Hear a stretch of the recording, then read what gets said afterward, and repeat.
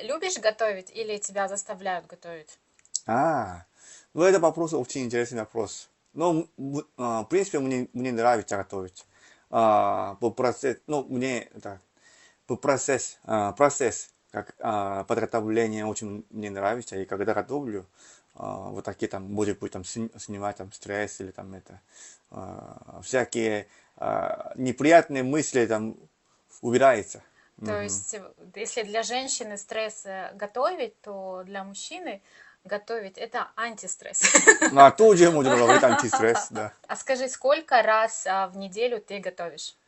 А, я думаю, только по будним дням. Потому что по будним дням я рано утром ухожу и поздно вечером прихожу домой. Ну да, вот так вот получается. Ужин, субботу, воскресенье. Два раза. 2 раза. Угу, где-то так.